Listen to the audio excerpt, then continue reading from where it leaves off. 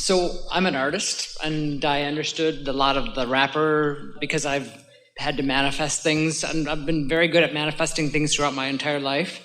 Your words just give me a vocabulary to talk about the things I've been doing naturally for most of my life. It's not that hard to manifest. I know how to do it. I do it very well. That's not my problem. One of the issues that I wanted to ask about, though, is, and I have some confusion about this because I understand living in the moment and being in the moment and finding joy in this moment. I get that. I so get that. And I just get that. That's the answer, right? Okay, so if that's the answer...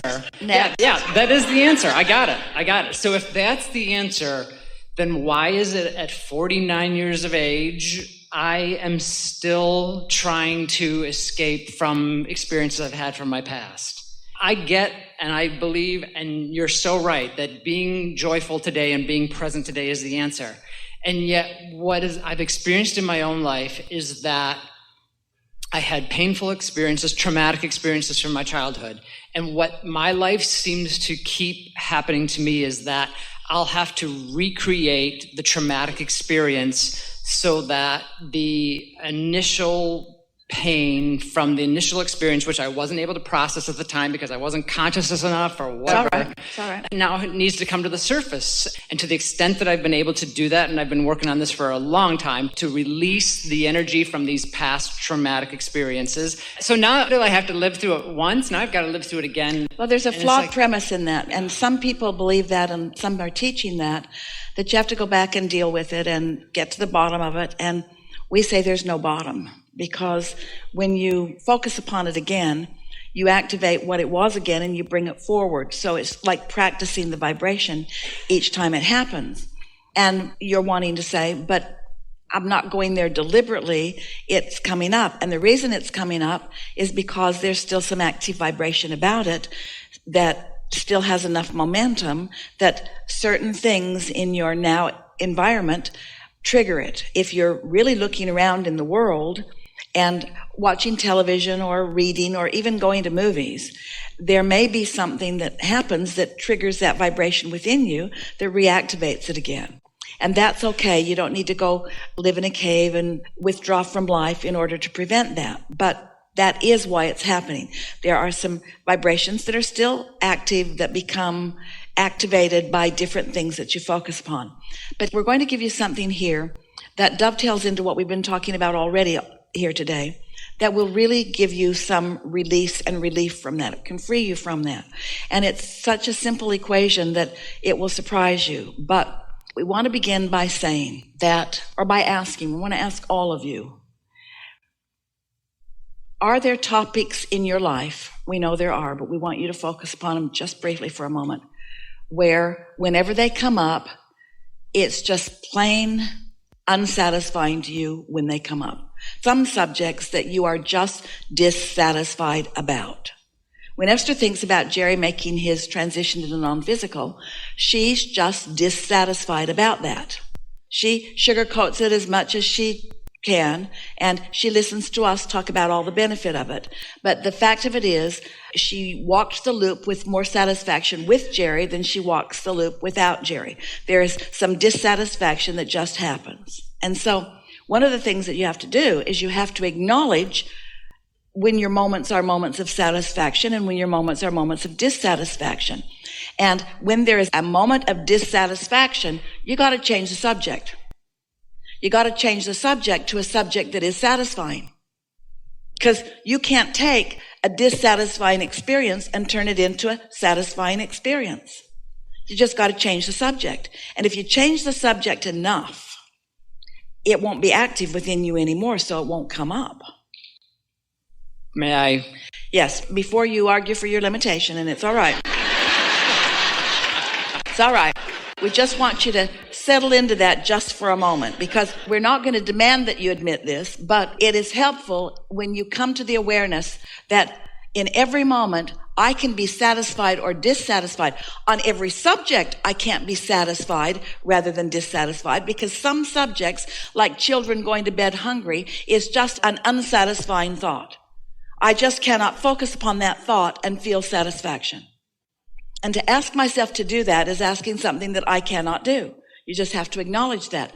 But this moment does not have to be an unsatisfying moment, because you do have some choice in what you focus upon. Unless, of course, momentum has taken it to a place where you feel like you have no choice, which you can work your way out of that through meditation and appreciation and so on. And so?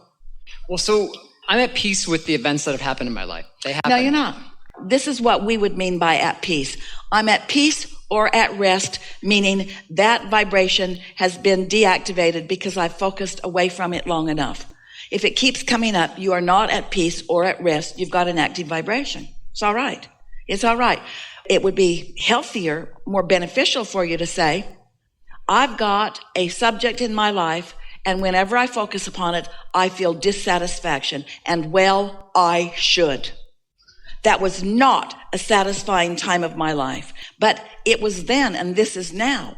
And now I have this that I'm satisfied about, and this, and this, and oh, and that, and that, and that, and that, and that, and that, and that, and that, and that, and that, and that, and that, and that, and that, and that, and that, and that. And that, and that, and that, and that, and that, and that, and that, and that, and that, and that, and that. This is going to take a long time. And that, and that, and that, and that, and that.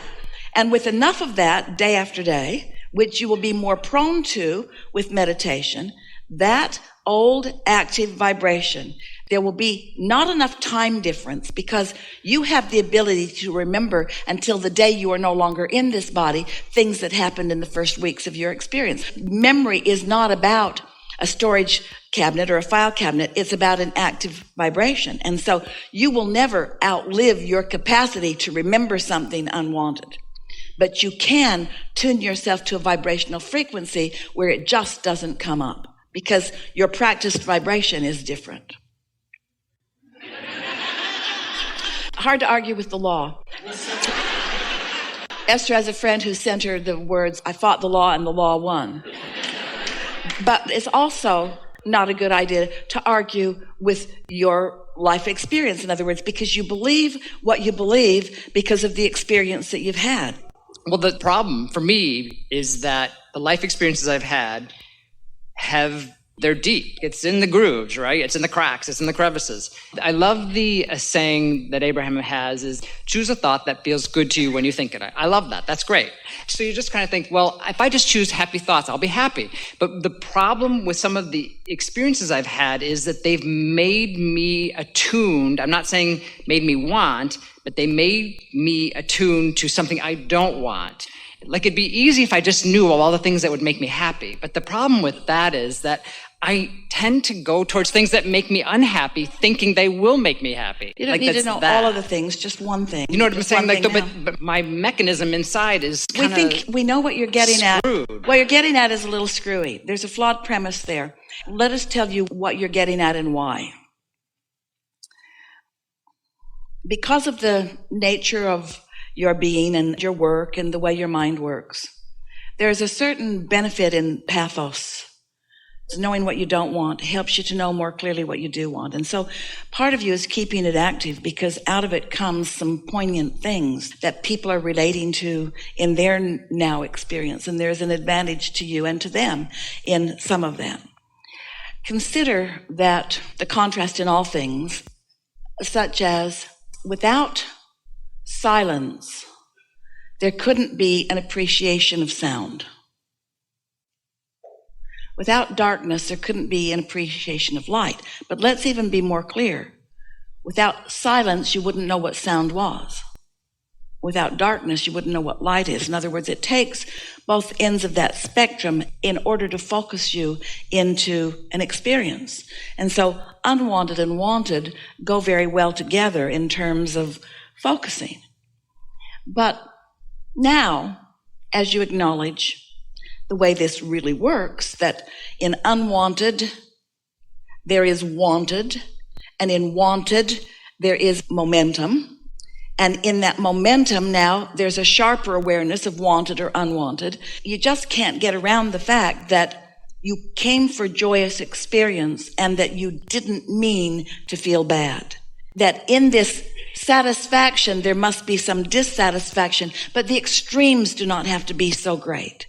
And what happens with a lot of people, especially if they are in an environment that they can't control for a good part of their early life is that they live unwanted and it causes them to want, but then they can't have what they want because they're still living unwanted, which causes them to want more, but they still don't think they can have it because they're still living unwanted. And so there's this feeling of entrapment because my circumstances won't let me be free enough to have what I want. But now the trap that you're feeling, because the circumstances are no longer there. Now the circumstances are just the circumstances of memory or the circumstances of vibration. And now you do have control. You always did, you just didn't know it. But that control doesn't come easy because the patterns of thought are still there. And that's a good thing because each time you trip on or stumble across another pattern of that thought, now knowing what you now know, you recognize it. Only now you're doing what a lot of people do. Just to put this in her pocket just for you. Now you're doing what a lot of people are doing. You are recognizing the unwanted and beating up on yourself for being there. In other words, that's why we like step 5 so much, where you're going along and you spoke so accurately. Abraham, I'm living a really good life and I'm a deliberate creator and I can get what I want and I don't have a problem with that. And I'm tuned in, tapped in, turned on much of the time. Every bit of that true. But every now and again, I go back into a strong step 1 moment. And then what happens is you beat up on yourself for having that step 1 moment because it feels like that practiced not being in control. Well, we want to announce to you and to everybody, you're not ever going to control law of attraction. Law of attraction is always going to have its way with you. So if you've got an active vibration, law of attraction is going to make it more and more and more and more and more. Until you finally just come to the place where you say, hey, I lived some stuff that was crap. It was just not right. It was just not right on any level. And we want you to announce to the universe, I will never feel satisfaction when I think about that. That was an unsatisfying experience, and that is not something that I wanted, and that produced this desire, which I like. But that is unsatisfying. That is unsatisfying. I didn't want to live it. I shouldn't have lived it. I don't want to live it again. And there's nothing wrong with me for being able to discern wanted and unwanted. And that's unwanted. That's unwanted. But now I have choice now. And my choices will get easier and easier and easier as I choose more that is satisfying and more that is satisfying and more that is satisfying. And the thing that is wonderful that you're not ready to receive, almost nobody would be under these conditions. There's going to be a time in your life that that's going to feel more satisfying to you because you'll know that this was produced out of that. And this is so fantastic. This was produced out of that. And this is so fantastic. So much of who I am was produced out of this, and this is so fantastic. But don't try to go back to the specifics of it and cover up an empty gas gauge with a happy face sticker, because when you're out of gas, you're out of gas, and that's all right. That's all right. And later, you can go fill up your tank. Yeah. Helpful? Did we really get there for you? Yes. Thank you.